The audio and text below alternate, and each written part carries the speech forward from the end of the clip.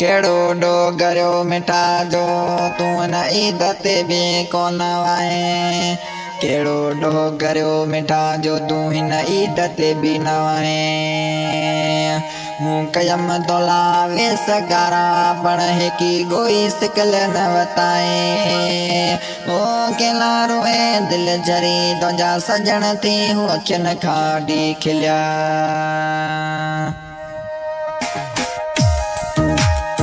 ईद मटे पई जाए मिठा अञा ताईं तूं कोन आयो। ईद मटे पई जाए मिठा तूं अञा ताईं कोन आयो। तोला कयम वेस गारा कहिड़ा मिठा तो वाइदा करिया। ईद मटे पई जाए मिठा तूं अञा ताईं पछो कोन आयो। कहिड़ा मूंसां ते वाइदा करिया सोच मिठा मजबूरी मुंहिंजी। कहिड़ा मूंसां ते वाइदा करिया सोच मिठा मजबूरी मुंहिंजी। कहिड़ी मूंसां तो कसम खाया उहे बि को मिठा ॾींहं हुया। ईद मटे पई जाए मिठा तूं वतनीअ ते जानी पछो आहे। ईद मटे पई जाए मिठा वतनीअ ते तूं पछो आहे। कहिड़ा मूंसां तो वाइदा करिया।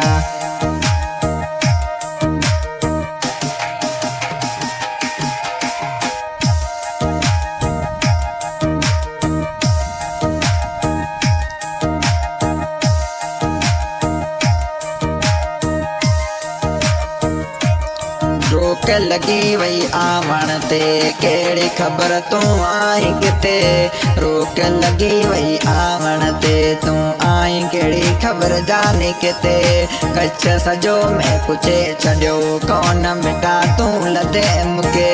कच्छ सजो में जोए छॾियो कोन मिठा तूं लधे मूंखे।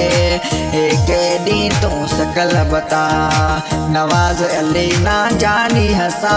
हेगी गोई सिकल बता नवाज़ भी है ना जानी हसा। ईद मटे पई जाए मिठा ई वतनीअ ते तूं पछो आहे। कहिड़ा मूंसां ते वाइदा करिया सोच मिठा मजबूरी मुंहिंजी।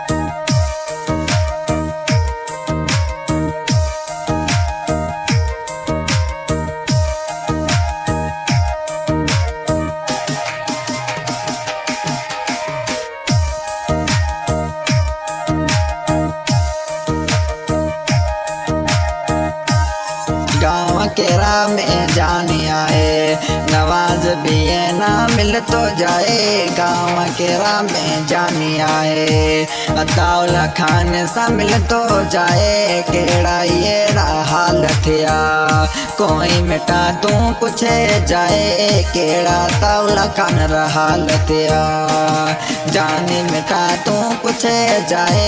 ईद पाणी आई वरी कहिड़ी ख़बर तूं आई किथे।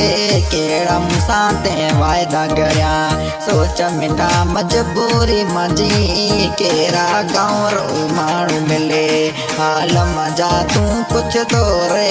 कहिड़ा गांवरो माण्हू मिले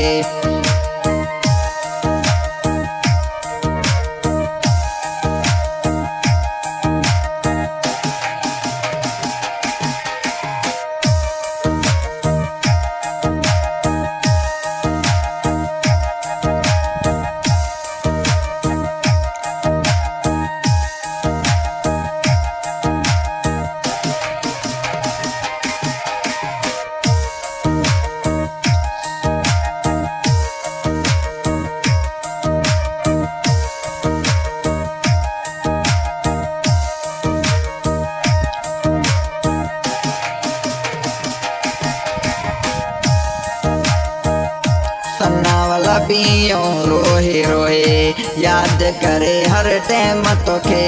सनावला पियो रोही रड़े याद करे हर टाइम तोखे केड़ी खबर तू आही किते कौन मिठा तू लदे मुखे अड़ी खबर तू आही किते कौन मिठा तू लदे मुखे ईद वरी पई आहे मिठा की गयो ही सकल बता सनाओ लबी न जानी हसा की गोई सकल बता केड़ी खबर तू आही किते कौन मुखे तू लदे मिठा ईद या पानी आही वरी।